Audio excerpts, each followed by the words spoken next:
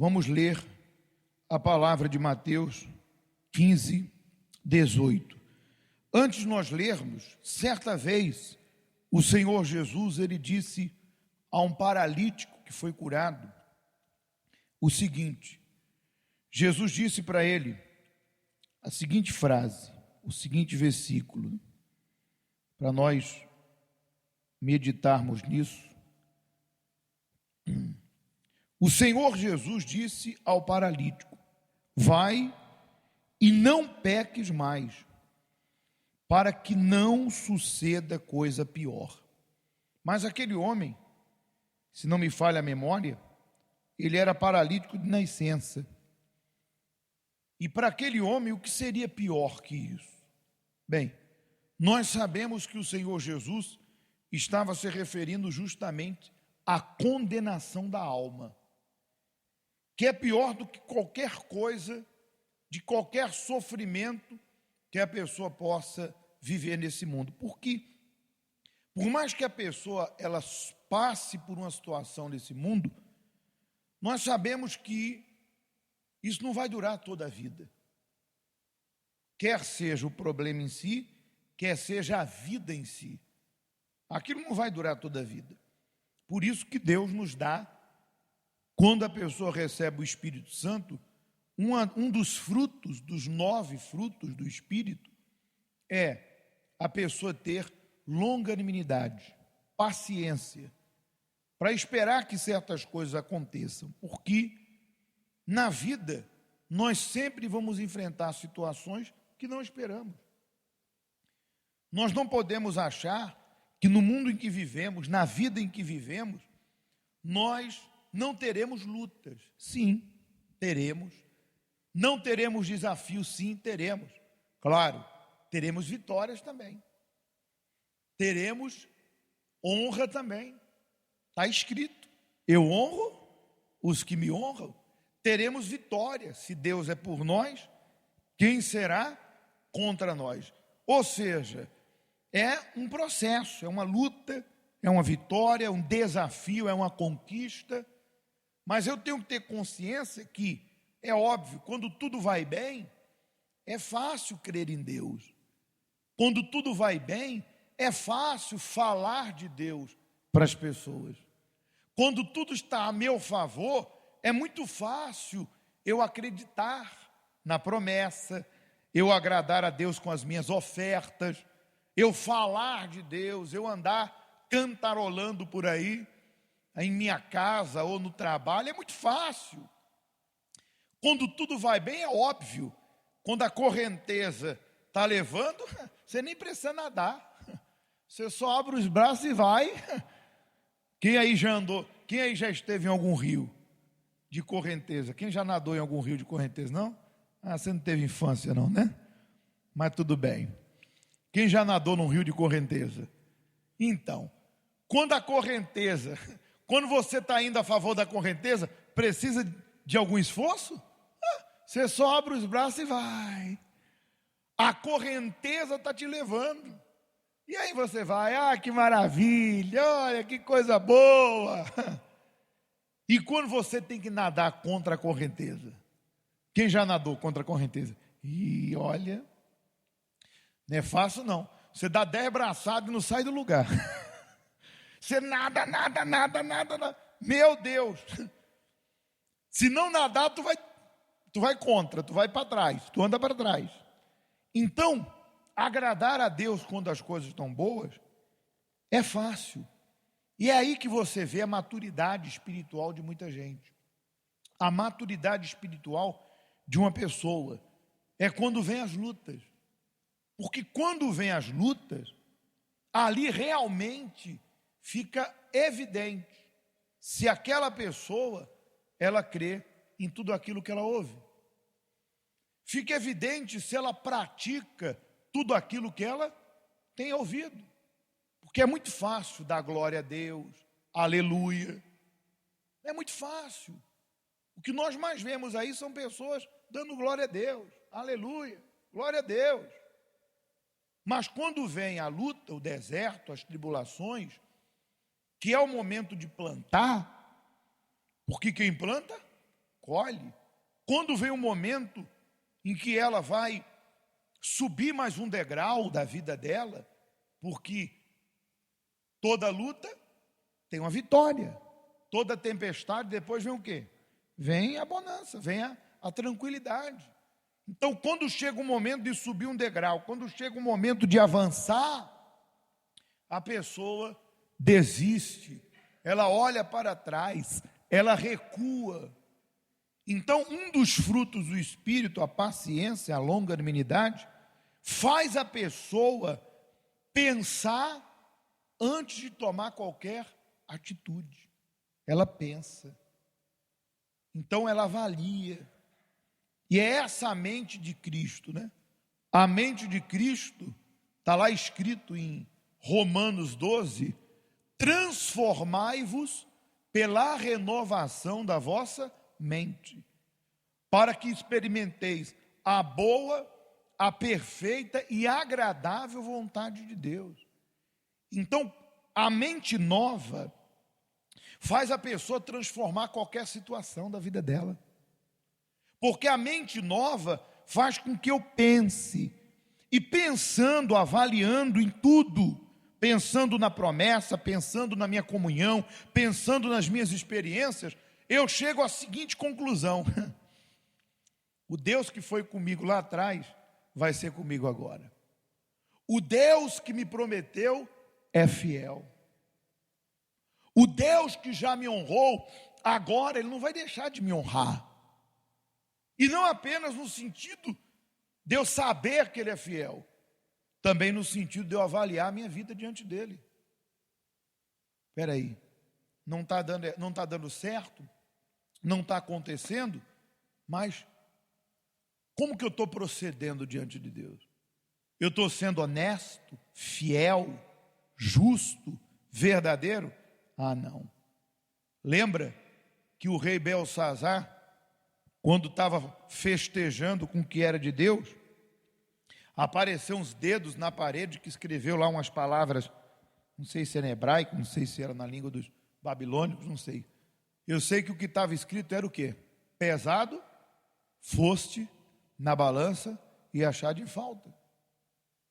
Então é certo que Deus nos pesa na balança. E se eu estou vivendo minha fé, obedecendo, é óbvio que a minha mente, ela me dá a paz.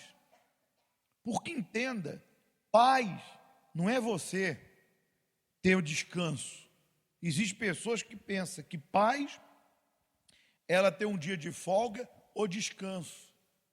Ela se desligar dos seus problemas por um momento, uma semana. Ai, foi uma semana de paz, voltei, estou no inferno. Isso não é paz. A verdadeira paz do Espírito é eu ter a consciência que eu tenho agradado a Deus, e porque eu tenho agradado a Deus, o que é para dar errado vai dar certo. E ainda que aos meus olhos as coisas não estejam como eu quero, Deus é fiel, Ele vai me honrar.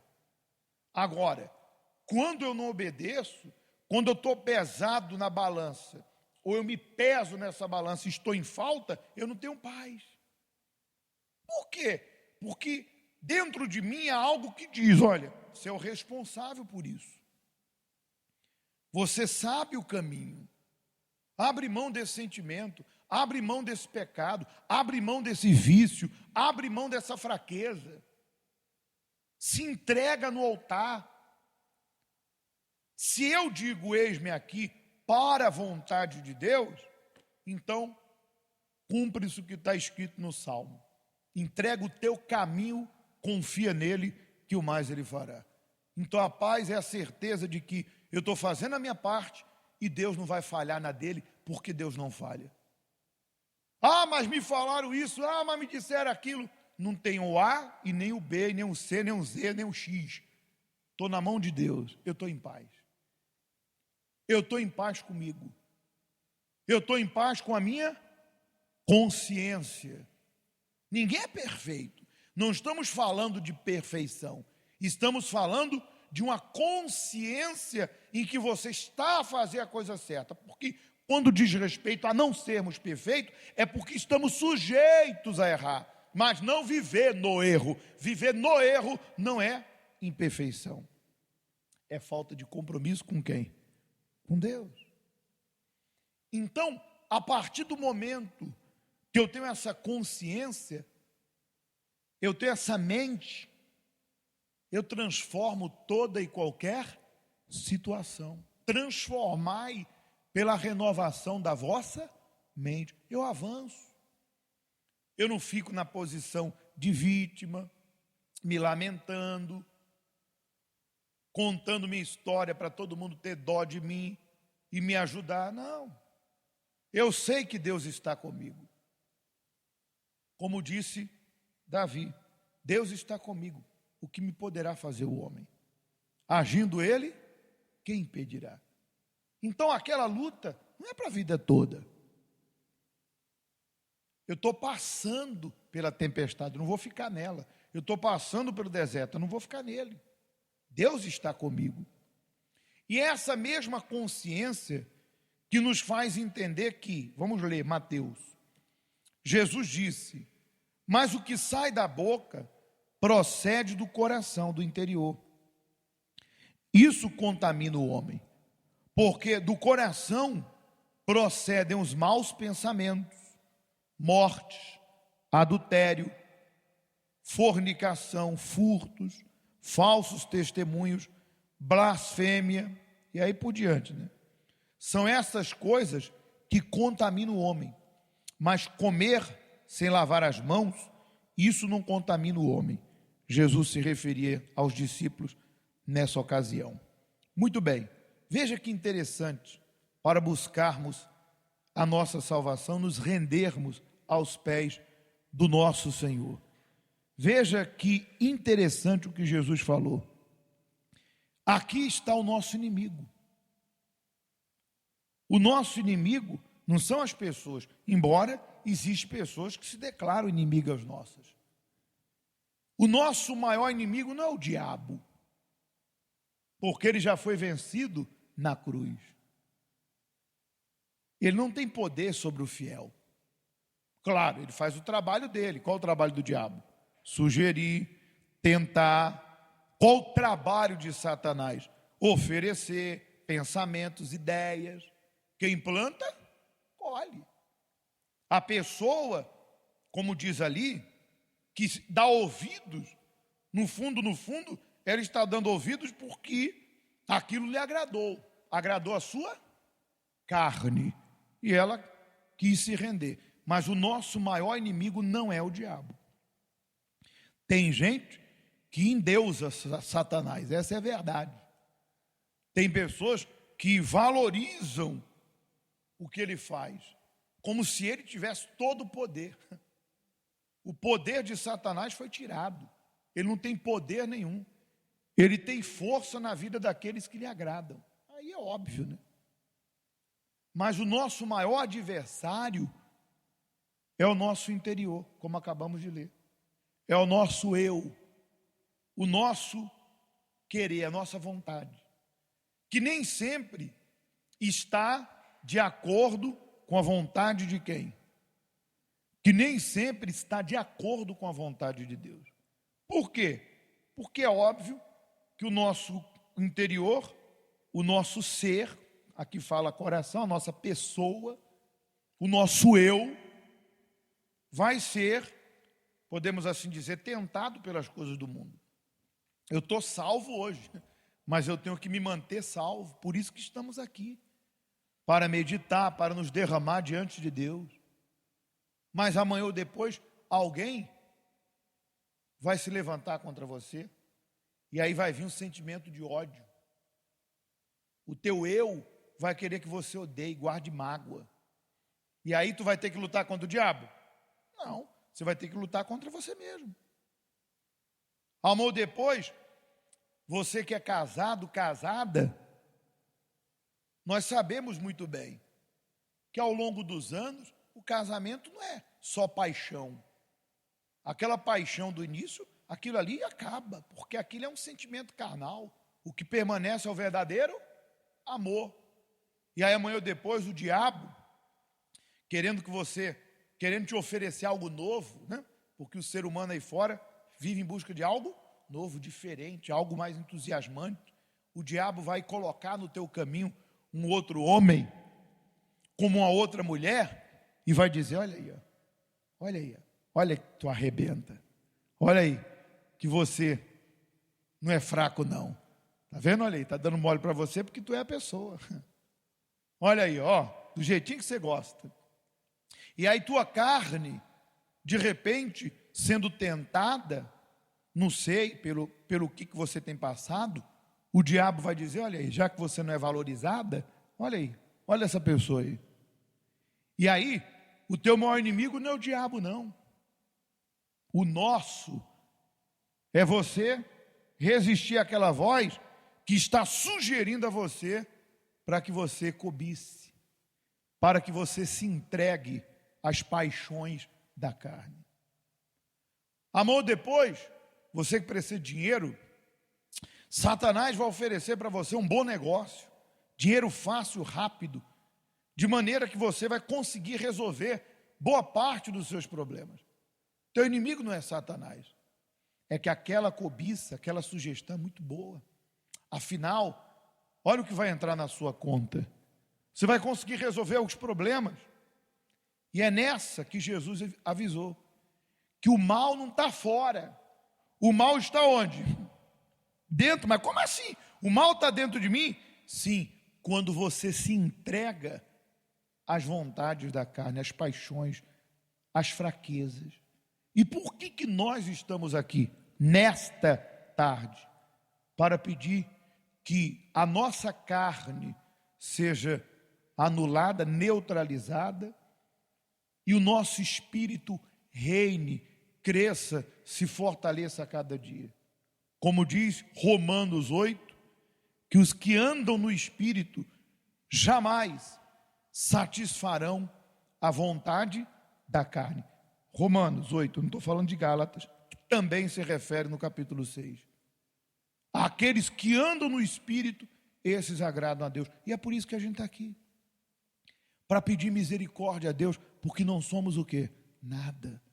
Quando você vê uma pessoa caída no pecado, uma pessoa que conhece a palavra de Deus, não julgue, não condene, não diga, fulana não nasceu de Deus. Você está dentro dela por acaso?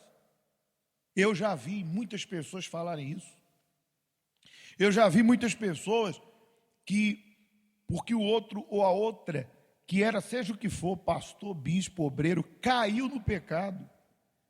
E a pessoa de uma forma, podemos assim dizer, de uma forma arrogante, falar assim, fulana não nasceu de Deus.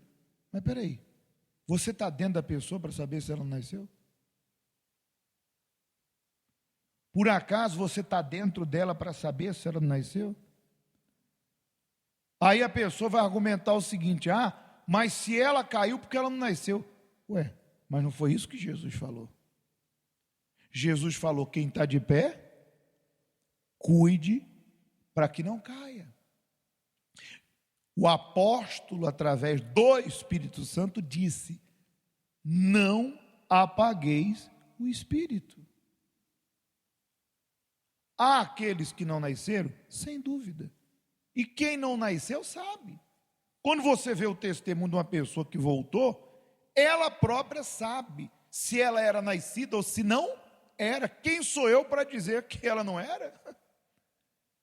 Mas ela também sabe, se ela havia provado do dom gratuito de Deus, apagou o espírito e voltou à prática das velhas obras e caiu. É diferente. E o que Jesus no Apocalipse diz? Ele condena, ele julga, ele diz assim, poxa, tem vergonha na cara não, tanto tempo que conhece a minha palavra, tanto tempo aqui dentro, tanto tempo que você teve comigo e você me faz uma dessa? É isso que Jesus, é esse o trato que Jesus tem com aquele que está caído? Jesus diz assim, lembra onde você caiu? Arrependa-se e volte à prática das primeiras obras. que Jesus está querendo dizer? Você caiu, mas você pode se levantar. Pronto. Então, quando você vê alguém caído, não condene, não julgue. Pelo contrário, diga assim: meu Deus, tenha misericórdia, ajuda essa pessoa para que ela possa se levantar. E não permita que aconteça comigo o que aconteceu com ela, de dar as costas para a tua palavra. Atenção, estou falando deixar de ter um título, porque título quem dá é o homem. A pessoa abandonar o quê? Isso aqui que está nas minhas mãos, a palavra. Jesus disse: se me amas, ele disse, cumpre os meus. Quais são eles? Amar a Deus sobre todas as coisas e ao próximo como a ti mesmo. Então, dado a isso, agora, na hora que a gente vai buscar, coloca a tua vida diante de Deus e fala: Deus, tem misericórdia de mim. Não deixa eu ser enganada por mim, por mim mesmo. Dai-me o teu espírito para que eu possa discernir. Está aqui, ó. Dai-me o teu espírito para que eu possa ter o espírito do Senhor, da sabedoria, do entendimento, do conhecimento, do temor, do conselho e da fortaleza. Ponto. Amém? Se você deseja isso, fique de pé. Vamos falar com Deus.